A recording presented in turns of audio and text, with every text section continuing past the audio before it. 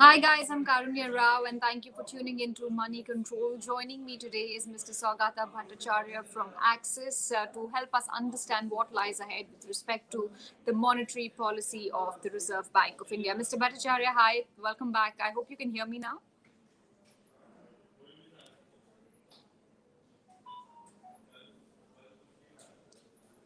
All right. Just want to understand what is your reading of the scenario that we're looking at right now. What is RBI's decision likely to be on the 10th of February, given how things are playing out in the domestic front, and of course global central banks tightening their policy and giving slightly firm commentary about it.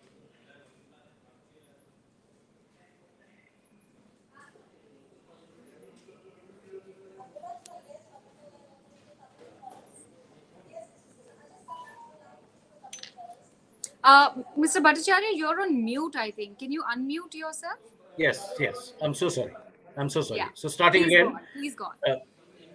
starting again. Thank you very, very much for this opportunity. What I was saying was it's a very close call.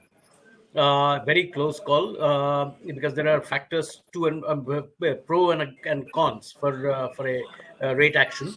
Of course, any rate action will be the reverse repo. I don't expect any other changes. Not on the stance, certainly not on the repo rate itself. That's a long way coming. Look at the pros and cons. So on the one side, we are likely to face a very, very tight financial markets condition on the external front. The Bank of England has already raised another, the second time round, it's already 50 basis points higher. Four members there have had expressed a preference for a straight, flat 50 basis point increase. The Federal Reserve has been signaling quite for a month or a couple of months that they are likely to be very aggressive in the rate stance. So from the external side, it's likely to be very very tight conditions, which will obviously have some spillovers into India. On the domestic front, this is where the conversation begins to move either way. On the from the budget side, this is likely to be even if it's not consumption oriented, even if the budget spending is probably more towards the capex front, but there is an expenditure on the capex side. The fiscal deficit and the market borrowing programs have been higher than what we had expected. You've seen the effect on rates. The benchmark 10-year has risen almost 40 basis points before, if not the start of the budget. I mean, in the last month or so. So that's a very sharp tightening of the yield curve. On the other side, the cons against moving at this point in time, although the Reserve Bank's own analysis seems to suggest that recovery is progressing, but it's only in some sectors and segments. It's not widespread. It's probably, we don't even know how durable this recovery is likely to be. So from that point of view, will it might it make sense to just wait? Remember, whatever the actions on the reverse repo, anyway, even if it happens, the only thing, it will be a very small move, not the entire 40 basis point to take it to the conventional gap with the repo rate, but only about 15 20 basis points for the reverse repo rate to move up. The RBI has very adroitly, has very smoothly taken the short term rates, both through the variable rate reverse repo VRRR rates, and as a consequence, even the funding rates, CD rates, CP rates, the T bill rates, etc. Even that has been taken up very close or even beyond the repo rate. So de facto, there has already been a tightening. Does it make sense at this point to formalize by taking the reverse repo up? My own sense is maybe they should start at this point in time. Although, as I said in the beginning, the balance of probability is they might still choose to hold at the February policy and then start the formal normalization process in April. But it could be a close call because several people on the street seem to be divided right now. Some say yes, a hike in rates is something that might happen. Some say that the RBI might maintain a status quo, and it might be another few months before they decide to hike rates meaningfully. But talk to us about inflation playing out back home in India. How bad is it right now? So, in this quarter, it's likely to be fairly high. I mean, our initial estimates of the January CPI print is likely to be about 5.9%, and you are going to get an average this quarter of 6 or a little bit beyond. This is due to base effects. I mean, this is due to base effects for the last quarter. It's likely to come off. The CPI inflation is likely to bumpily in the next year, FY23. It's likely to bumpily come off. But there are now significant risks that are building up on this inflation view, which is our forecast for this year. The average that we are considering beyond a 5.4% average for this year is about a 4.8%, 4.9%. But there are risks. First is crude. Again, I mean, we have seen that due to various events, I mean, OPEC plus increasing rates in Asia, crude oil, Brent crude prices are almost at $95 to the barrel. Crude is the one which has a most direct impact and into inflationary pressures in India because energy costs, input costs, etc. coming. There are also, I mean, for some time at least, I mean, it's likely that the supply, logistics, chips, shipping shortages is likely to persist for a few months at least. I mean, till H2 of this year. Food prices are on the rise. Given all of this, there is a risk of inflation becoming entrenched, which is what a central bank worries about most. In addition, if our recovery is actually a little bit better than what we currently expect, then demand pressures coming in, although there is a gap, the output gap is still positive. There is room to produce more without the system overheating. This does put pressure from the aggregates up from the demand side. This actually puts in pressure. So inflation is a concern, which is exactly the reason that you've seen the global central banks responding so quickly and tightly on their own inflation scenarios. But this is the reason that I'm saying that given the various factors that are likely to shape inflation going forward, it might be a good idea for the Reserve Bank to actually begin the rate formalization process. So at least the perception that they are not seen to be behind the curve, given the way that global central banks are tightening rates. How will the market digest that, or is that already priced in, you think? To a certain extent, look, so if there is an actual reverse repo hike, it will be considered. It will be taken on board that the formalization, the tightening process is started. So initially, I'm sure the markets will react. I mean, the bond deals across the yield curve will react. Not too much because I think they're more worried about, to a certain extent, the swap curves have already priced in 2 or 3 repo rate hikes in FY23, which we expect to happen in H2. So to a certain extent, it's already priced in. But the formal start of the process will put some pressure, but which is fine. I think, I mean, within a week or so, it will come back to where the demand supply outlook for government securities, other bond issuances, etc., will come back in line. So my guess is there will be a small initial reaction to a formal start of the normalization process, but it will revert back to the levels that you've seen the last week round.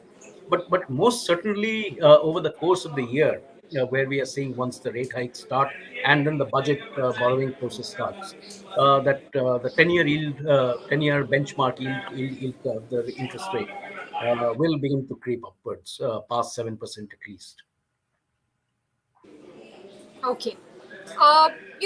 If we look at US Fed, market expects 4 rate hikes this year. What about RBI? Do you expect after this, after February, in the consequent months as well, eventually that will be the pattern back home as well? So I couldn't catch the last bit of what you said, but I presume that the Federal Reserve is likely to tighten 4 or maybe more. The Bank of England is also likely to tighten.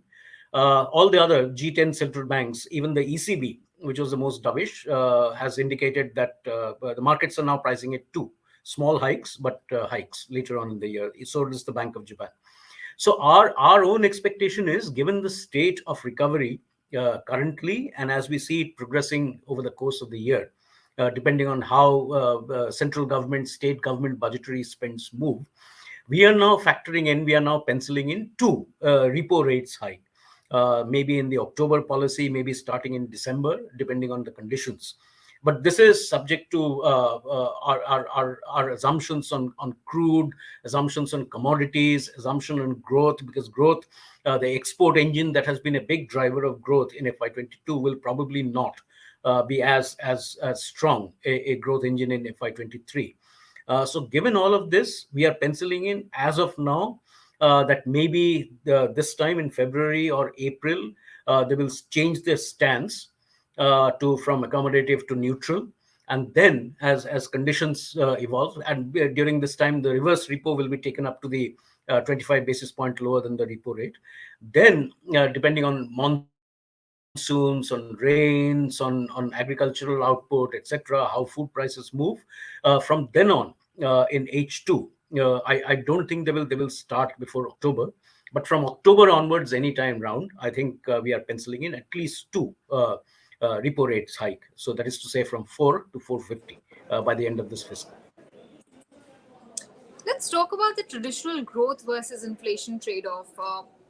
Yes, you have shared your view already on the rate hike scenario. But what about GDP forecast? Do you expect, the central bank to also revise its GDP forecast, given the way the inflation risks are playing out? There could be more downside risk there, and of course, oil, which seems to be a concern as well. So I think so. So I mean, I don't think RBI will change the FY22 forecast. They will keep the official estimate at 9.2%. But there is an increasing consensus, if not consensus, I mean increasing view in the analyst community that it'll come down a little bit, probably towards 9%, given the slowdown that we have seen in January and the effects likely to persist in the fourth quarter. So 9% for FY22, 9 to 9.2% for FY22. We are factoring in an 8.3% for next year for FY23, which is in line with the economic survey forecast, 8 to 8.5. IMF is far higher at 9% for FY23. So they are more optimistic. Our sense is that 8.3. But the important thing to look for, exactly as you've said, that when you add inflation to this real growth rate, where are we likely to be at? The budget has assumed 11%, as you know. I'm sure actual growth will be in the nominal GDP growth will be in the 13 to 14% range, maybe a little bit higher, depending on how inflation persists. And this has important consequences for policy, both fiscal policy and monetary policy. Because remember, nominal GDP growth from pre-pandemic levels at the end of this year, FY March 22, we are already likely to be about 30 lakh crores, 30 trillion rupees higher than the pre-pandemic level. And this is likely to go up with this nominal growth that we are talking about to 260 lakh crores.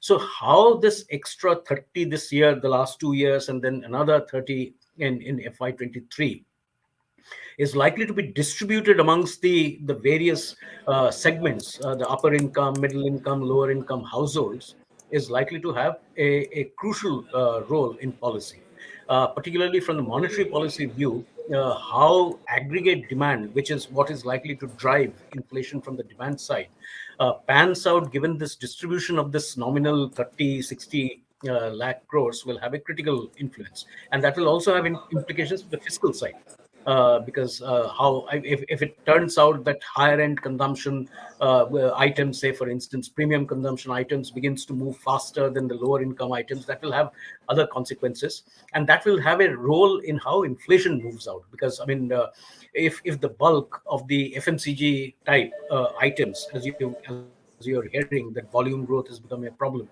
So if that begins to gather space and aggregate demand in that segment increases, companies are able to shift the higher input costs into those segments. That will force a stronger response from the monetary policy from Reserve Bank of India, compared to the trajectory of rate hikes that we were just talking about.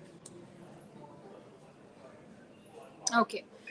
And what do you think the RBI can do to help the bond market? So that is the problem. I think because last year, in particular in H1 of FY22, the RBI, the total support through OMOs, GSAPs, other means was about 2.2 lakh crores net. OMO support. So this year, given the stronger 14.2, I mean, whatever, the fiscal deficit and the 14.2 trillion rupees lakh crores worth of central government borrowing. And remember, you have to add state government borrowings, because I think the SDL issuances are likely to be fairly high. From the to support this, the Reserve Bank will probably have to have some support. It's difficult to, because I mean they will not be able to do as many OMOs as much by OMOs, because they're also have to manage the liquidity, the overhang of liquidity, which is already at 7 lakh crores and likely to increase beyond that, because managing this liquidity and extracting this liquidity is a very core part of the normalization, the monetary policy normalization process. So and from whatever we are seeing, even bond index inclusion will probably take some time, if not this year, maybe next year or whatever. So that leaves, so you have to focus on the supply of green bonds, that the budget talks about. That potentially provides a large pool of investors if the government can structure a pipeline of green projects. And it's not difficult to do that. I mean, railway electrification, other construction activities which are moving towards renewable energy, it's not difficult to do that. But the government will probably need to structure a green projects pipeline, in which, against which some of these green bonds can be issued. And that's something that I think we all need to focus on, that how much additional investor interest might be provided by that supply, which can balance this higher supply of paper that's coming in the market. Okay, great. Then let's see how that plays out. Mr. Bhattacharya, thank you once again for chatting with us and for putting things in perspective to understand what to expect from the RBI Governor's commentary when it comes out on Thursday. Thank you once again for joining in. Thank you so much, Karunya. Thank you so much. Pleasure.